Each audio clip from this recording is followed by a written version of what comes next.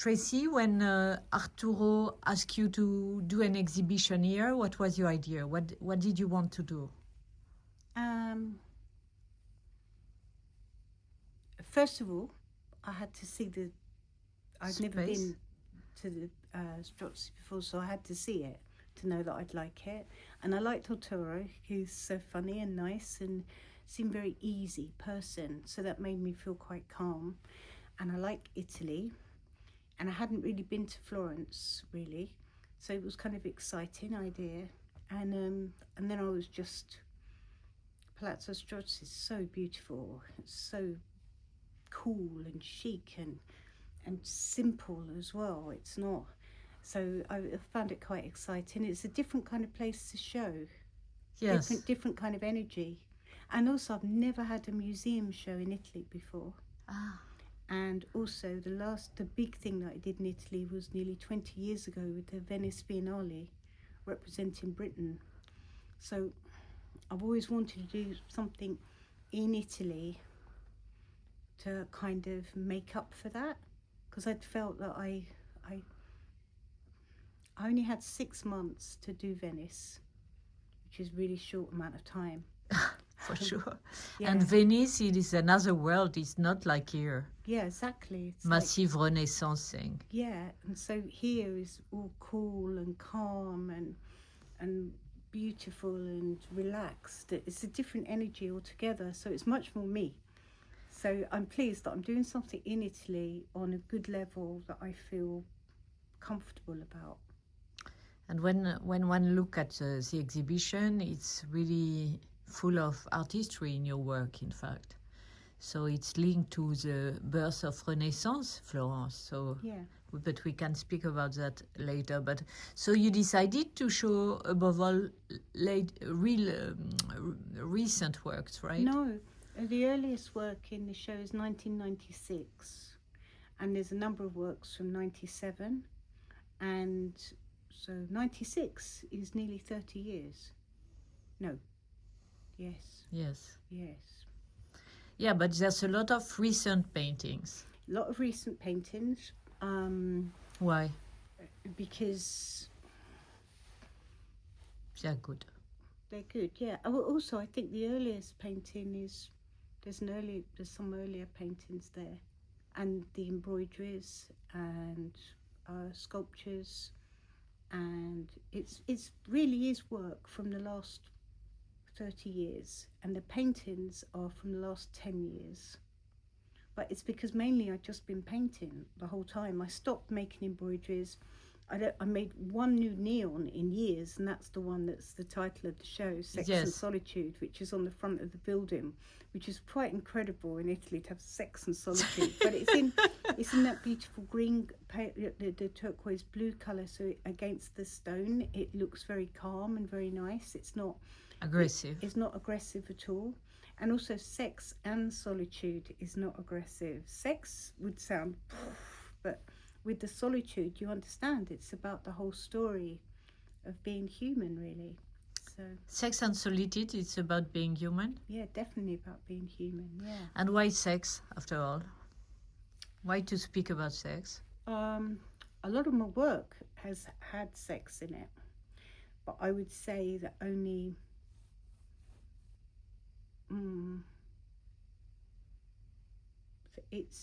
there's much more about solitude in my work than there is about sex. And sometimes people lay together every single night in a bed and they feel alone. Mm-hmm. Sometimes people fuck each other's brains out and they feel alone. Some people masturbate alone, but they don't feel alone. Some people never have sex and they never feel alone. So there's all these different energies and these different things. And I think being my age now, being nearly 62, and honestly, when I was young, really young, I started having sex when I was 13. Okay, I had more different partners between the age of 13 and 15 than I have since, probably. And sex was really important to me. Sex to me was about exploring the world, like a whole new different thing. whether it was wrong or whether it was right, whether the people I had sex with were wrong or right, it's got nothing to do with it. It was the sexual energy that pushed me. And now it's not at all. It is the last thing that But pushes there's a me big anywhere. taboo about sexuality in England.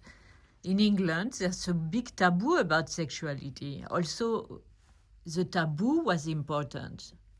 No, I don't think so. You Well, don't think so? Not to me.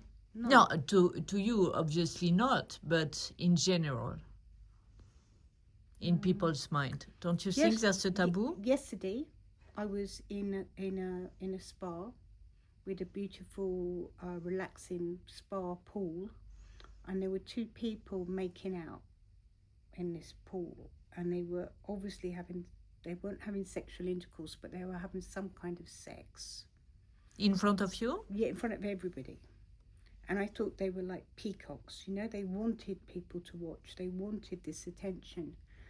And I wasn't interested in them having sex, I was interested in them fucking the water up. Right? I didn't want to have their cum in the water. Of course. Right? So I went and complained. It was in Florence? I'm not going to say where it was. No, but in what country? Yeah, it was in Italy, yeah. And the people said, "Oh, but you know, they're just kissing. It's okay." And I was going, "No, there's kissing and kissing. And I was thinking, am I a prude? What's wrong with me? Do I have a problem? But it wasn't me. Other people had a problem with it too.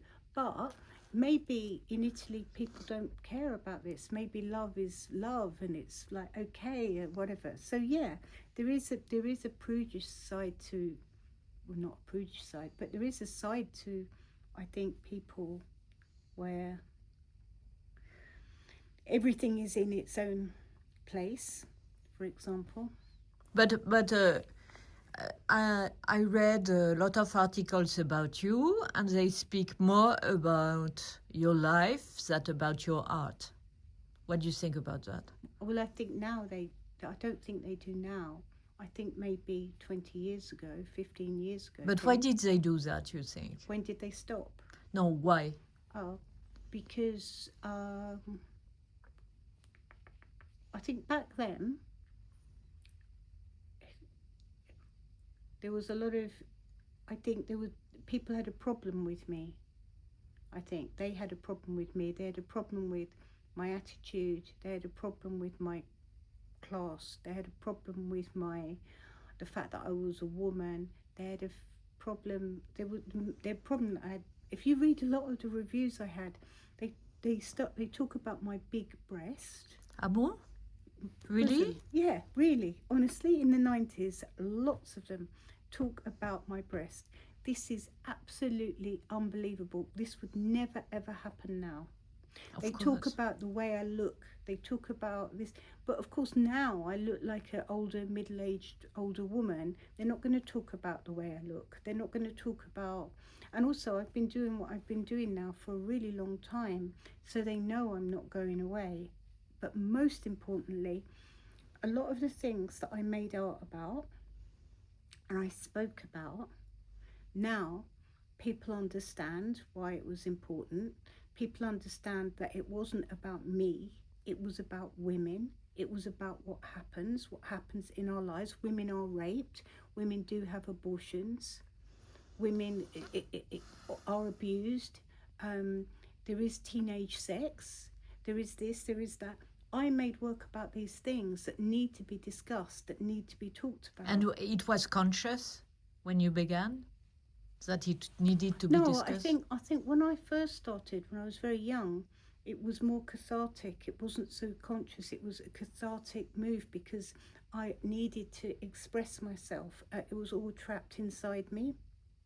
So I've often said, you know, if people say art doesn't help anyone, well, art helped me. One person, me first. I'm still here. I'm still alive. I didn't commit suicide. I didn't. If I suffered, I got over whatever I suffered. And art helped me get through that. Art made me grow. Art made me believe in life. Art gave me strength. And strength to create a new art. Your technique in your painting is amazing between abstraction and figuration. This is very important, I think. And It's really hard to do. Yeah. It's like, so I looked at all, I mean, I've been looking at, I did painting at the Royal College of Art. Masters painting back in 1987 to 1989. And I couldn't paint. I went to the Royal College of Art to learn to paint. That's what I did. I spent 2 years really painting, pushing, and being pushed as well. It was very difficult 2 years for me. And I spent a lot of time looking at painting, not looking at art, but looking at painting. And I learned a lot there. But it's only in the last 10 years that I've really pushed myself into a position with painting where I really understand it now. I didn't understand it when I was younger. That's interesting. But it's amazing, this technique between abstraction and figuration, and we don't even understand how we see the silhouette in it, the body, because most of the time it's reclined women, right? Yeah. And so it's amazing. You really invented something. Thank you. That's a really big compliment. Yeah, but you know it, right? Yeah. But that's why now, this is what I'm saying, I'm so excited about what I'm doing. When I walk into the studio, it's like exciting for me. I don't know exactly what's going to happen because of the abstraction and because of the emotional subject matter. It's like I'm being pulled constantly. It's like I'm going through a different dimension with emotions and feelings and what I do. So the painting, for example, starts way behind me, long way back, maybe, not exaggerating, maybe 1,000 years behind me. And then it comes up, comes through me, and then poof, goes onto the canvas. And I don't know exactly what's going to happen. I don't. And it's really exciting for me. And the mistakes that I make, or sometimes I don't make a mistake, it just comes out. It's like really strange and interesting. I look at it and I think, wow, I did that. And I always used to have this joke when I was younger, that when I'm really old, that I'd become some sort of like, I know, Zen Buddhist or something. And I'd spend months priming, making the most beautiful gesso, making the most beautiful canvas, sanding it down, gesso, sanding it down, making these beautiful canvases. And then I'd sit in some fantastic sort of lotus position. No, I'd be about 90 years old, and I'd mix up this fantastic red like this with this beautiful sable brush. And then I'd sit on the floor, and then I'd stand, and I'd put my brush in the paint and then throw it at the canvas from the brush, and you'd have this perfect red line, you know, and I go, that's it. Yeah. And I always used to make this sort of joke about myself, but in a strange way, I'm getting towards that. Obviously, I wouldn't just paint the red line, but in a way, when I'm painting, that's sort of like the feeling that I have now when I'm doing it. So I get very excited about what's going to happen to me, how I'm going to feel afterwards. It's like going on this amazing journey with myself, with my work. It's brilliant. It's like going through something. Like I said, it comes from behind me, and I feel this pulling and everything. And that's what I never understood about painting before when I was younger. I didn't understand. And then when I did start to understand it, I was frightened of it. I was afraid of it. I was like really fearful. And then now I'm not fearful. Now I'm really excited about it. So, but it's layer after layer. You paint and you repaint, right? Not always. Sometimes, as I just said, sometimes it like straight away. It's like, and I can't really believe it that I've done it. And I think, and I have to check, and then I leave it sometimes for like a year or whatever, and then I look at it again. But the layers and layers and layers, and there's a kind of, not a snobby thing, but there's a thing about painting that the paint has to be thick to be a painting. Well, not if it's a watercolor, not if it's, and who says you have to paint one way or another way?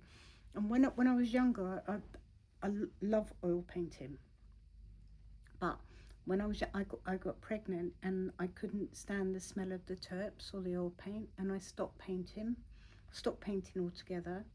And then when I started painting again, I started painting in acrylic. And acrylic to me was always like the cheaper, plasticky, not real paint. Oil paint's the real thing, you know, the linseed oil and all the different things, you know. And then now I paint in acrylic, and I'm so happy because it's like doing this. You're using water. I'm not using oil. I'm not using these poisons. I'm not using these alien things. I'm using water. And water's part of me, and the whole thing flows. And when I do, and I have these fantastic drips, and I'm in control over them. And now, now I know how to take the drips away. I know how to take the paint away. I can use it like oil paint now.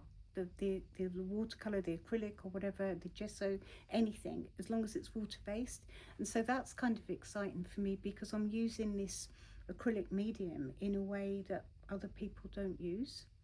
And I got knocked for it. There's a few people in America that's, it's like acrylic. It's like, what? Yeah, like, well, it's like as if it's like a cheap, but it's not. It's and also now, the acrylic paints now, you can use wet, and you can put them on wet, use them wet. They're amazing to me. It's not like it was 20 years ago or 30 years ago. It's not like plastic, and the pigments are really fantastic.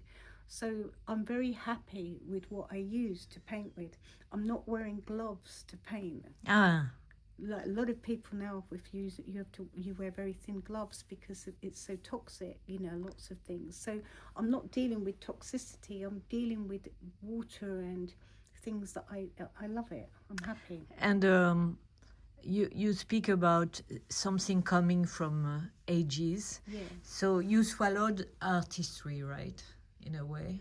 Well, I never studied art history. But you ever. Looked at paintings. Yeah, one can see there's Munch, there's Bonnard. Yeah, there's Trombley could be. I have a really good Cy Tomley story.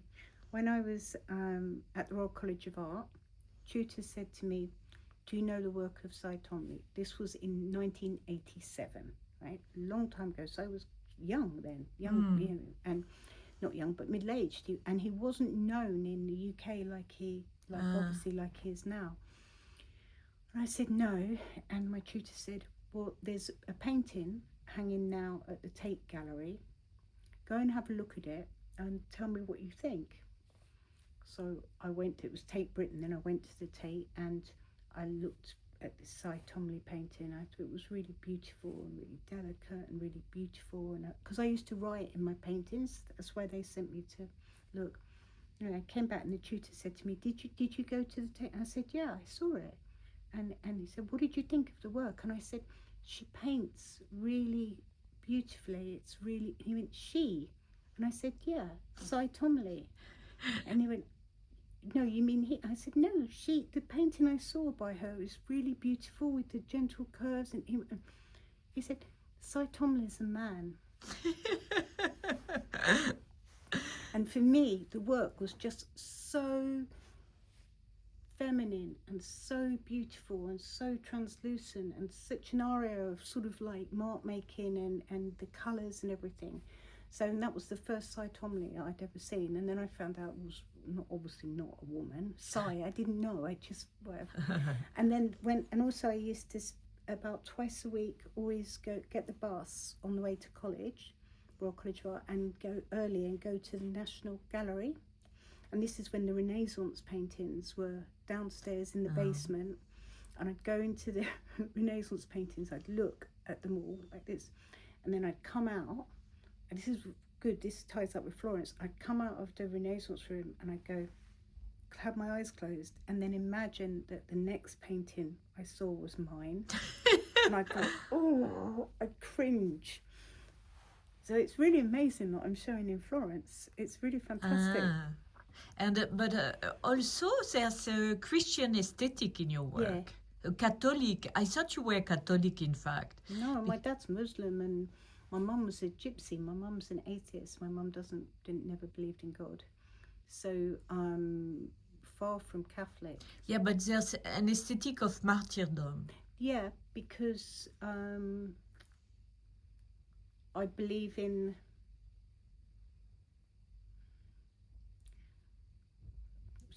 in terms of Christian iconography and Christian stories and Jesus, let's use Jesus as an example, they're very good stories to explain life and living, and lots of people understand them. And a lot of the paintings that use Christian iconography was not about stories from the Bible, it was to illustrate stories of everyday life. Linked to the Bible. Not even linked to the Bible,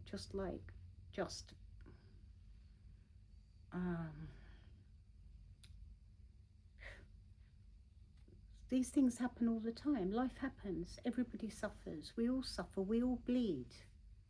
We all bleed.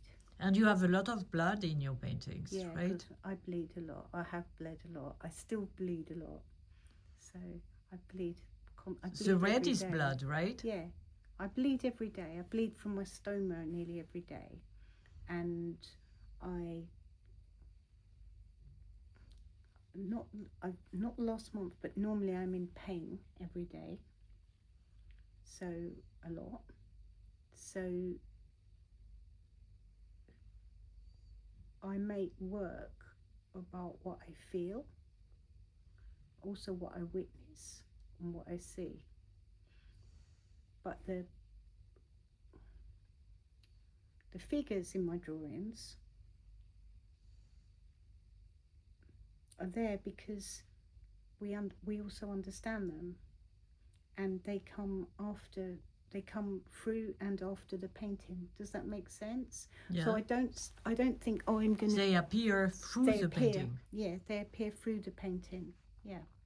And there's no face, right? I have faith, but not. No face. Oh, Sorry no for my face. bad English. Oh no. Sorry. No. There are faces. There never used to be faces, but now there's many faces. In fact, all I've done for the last 2 years is faces, because I did the door. Going back to Florence, the doors. I did the doors at the British Museum. Not British Museum. The doors at the National Portrait Gallery, and they're all faces. So I've been painting faces, and I did a painting in the summer. It was in London, in my house, and it's got a really big face, and it honestly looks so. It really is a portrait of me. It's like, and I can't look at it. It's too much for me, and I keep thinking that I might paint over it because I can't cope with it. But you want to keep it, or do you like to keep your paintings, or do you like to sell your paintings? If I could keep every painting I've ever made, I would keep them. And I said to Jay Joplin, the reason why artists don't like their gallerists is because their gallerists sell their art. And Jay went, I never thought of it like that. Yeah, it's a good way. Yeah. If I could keep everything, I would. But then I can't keep it all. I can't keep it. I'm going, you can't take it to heaven. You can't. It has to live its own life. And Louise Bourgeois, who I was friends with, Louise said that once the work left once she made it, it was gone. It was a different work. It was moving. She had no control over that. Yeah, and also it's good that there's a new way of looking at it. Yeah. No? Another life. Yeah. Yeah, I mean, I never had children, but if you had children, you wouldn't want them to stay in your house every day. Yeah, for sure. You want them to live. And one day they leave, right? Yeah, and I think the same about auctions. With the auctions, if my work does badly in an auction, I think that's okay. Someone got it very cheap. That's brilliant. Someone Lucky who liked him. it. Yeah, lucky them. And then maybe in 10 years' time, the opposite thing happens. The painting has to live. It has to go, or the painting, whatever, has to live its own life. So you mean the art market is another way of living for the paintings? Not the art market, but whoever owns it in the art market, whoever gets it, whoever buys it, wherever it ends up hanging, wherever it is, yeah, it's on another wall, it's looking in another direction, seeing something else. So it's interesting in the evolution of your work, less word now and more figures, more personage, characters. Yeah, but I still write a lot. Did you say words? Yes, words. You criticize my English. No, I'm not. No, I'm criticizing- joking. I'm joking. No, your English is brilliant. My French is Not so terrible. brilliant. I've had a house in France for, I think, 17 years, and my French is like appalling. I still can't And speak French. it's even more difficult in south of France, right? Yeah. With the accent. Yeah. I But come from south of France. But the people are very nice to me there, so I don't know. You It's don't good. criticize. So, less words and more characters, or no? Still words? Yeah, the words are in my head. Words are So always in what my does head. it do when you write something in big, like in the facade of the Palazzo? Well, oh, you mean the Sex and Solitude? Oui.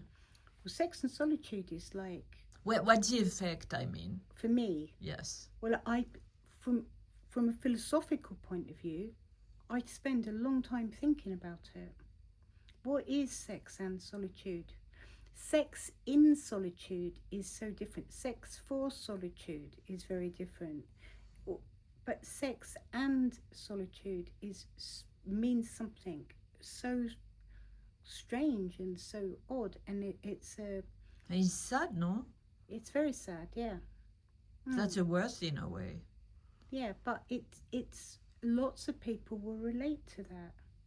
People will go and they'll say sex and solitude, and they'll think about it, and they'll think it's not just me. But don't you think there's writing everywhere now? Yeah, especially neon. So neons, when I started making them in 1995, there was very little neon anywhere, and in art there was 3 or 4 people making neon, no women, but 3 or 4 people making neon. Bruce Nauman, Mary Mertz. There was different people, but Douglas Gordon. yeah, no, Later? yeah.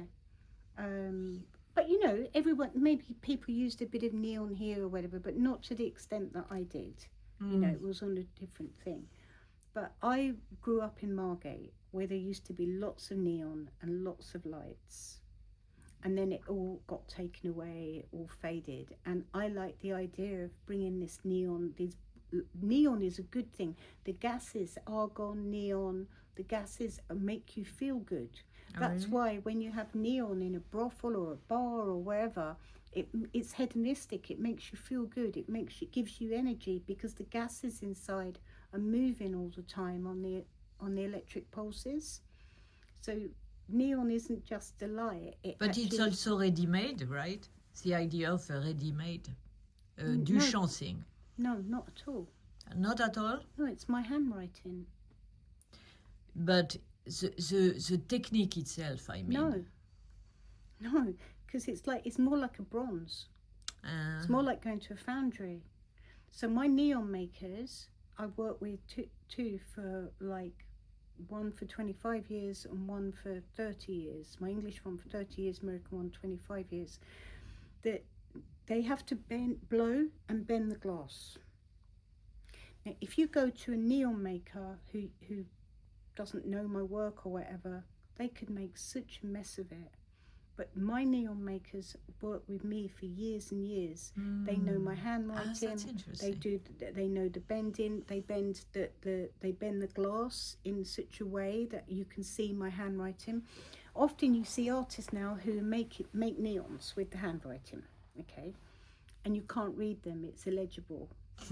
Because they don't understand the complication of the bending of the glass, and which it's more complicated than people think. It's interesting because it's first glass and second gas. Yeah, and then a human who does it, who has to bend the glass and blow the glass to do it, that makes it possible. And it's not like so some people make neon art, but they have like affixed letters that are a template of letters that the glass blower uses, but mine is like a drawing. It's my handwriting, my physical handwriting.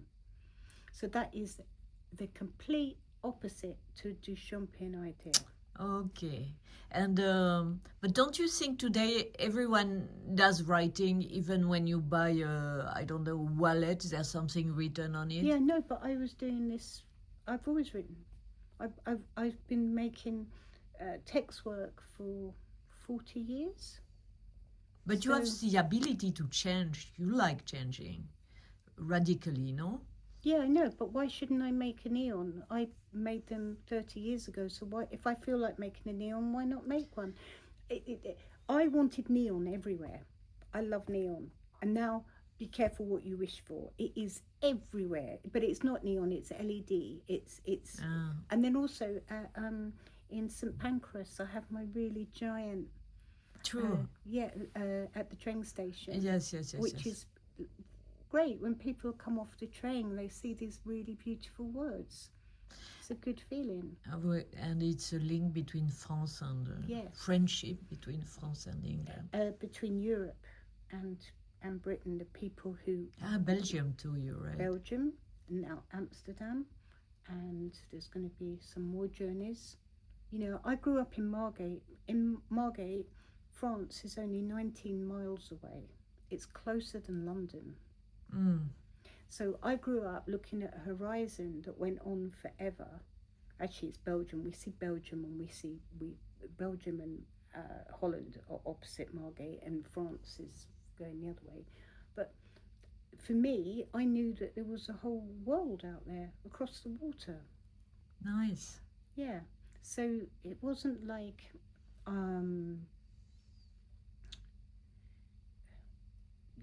and also my father's Turkish Cypriot, but we first went to Margate because all his friends are Greek. So I grew up in this Greek community in Margate. It's a Greek Cypriot community. That's where my dad mixed. And then my great-grandfather, my father's father and grandfather are from Nubian. They're from Sudan. And then my mother's family were gypsies. Wow, what a mix! Yeah, so I've never grown up thinking of one, like, being small-minded or narrow-minded about borders or I grew up seeing the world from a tiny town in Margate. Yeah. But when I listen to you, it looks like many things happened before 13. You were formed in your mind during your childhood. From when I was 12, I wanted to be an artist. That's when I first said it, when I was 12. Bon? And so, how could you knew what was an artist? Yeah, of course, yeah. In Margate? Yeah. Because you saw some art? No, because I had an elder brother, Alan, my mum's son, and he used to paint and draw, and I had... all my family were quite creative. My nan, creative. We made things out of nothing. And I spent a lot of time drawing and painting and making things. It's all I did, really. So... and when you said to your parents, I want to be an artist, how did they react? I didn't say that to them. You just thought? No, my parents weren't like that. My dad wasn't at home. Mum and dad weren't married. And my mum never used to sit me down and say, what would you like to be when you grow up? It was like, it's in my head. That's what I knew I wanted to do. And also, at school, I wasn't very good at many things. I left school at 13, and then I went back when I was 15, and I spent the last 4 or 5 months of school, 3 days a week doing art. So when I was a teenager, I knew that that's what I was good at. Of course. And so now, what is your next dream?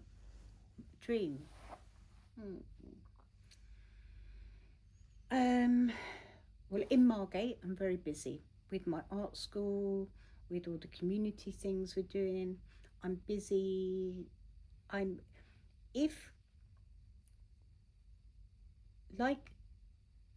Since the cancer and since I got so close to death, I decided to get ready for death.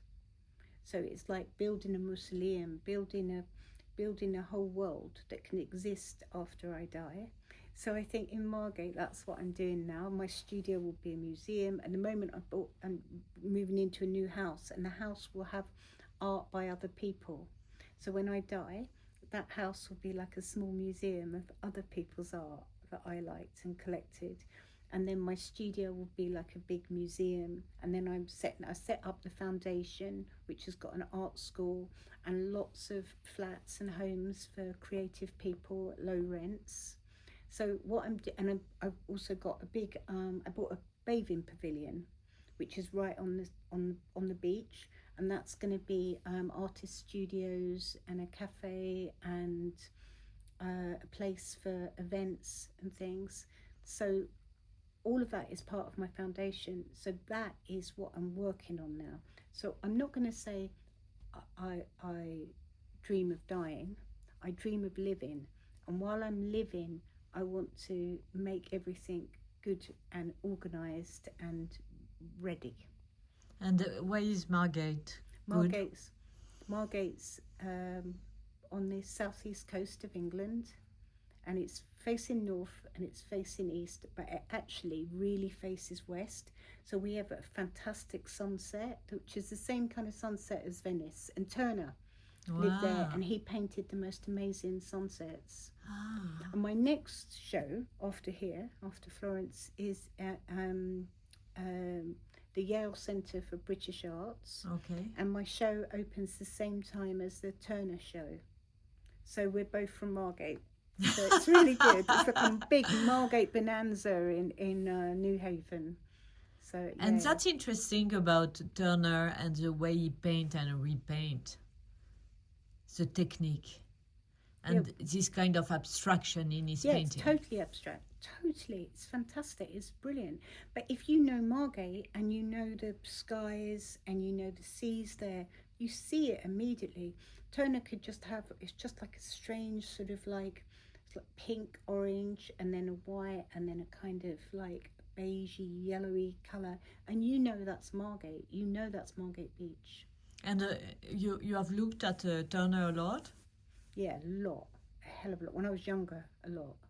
When it was all in the when it was all at the Tate, at the Claw Gallery, it was a lot. Because I love Turner. Your neighbour. Yeah, my friend. Yeah. Merci beaucoup. Thank you. Thank you.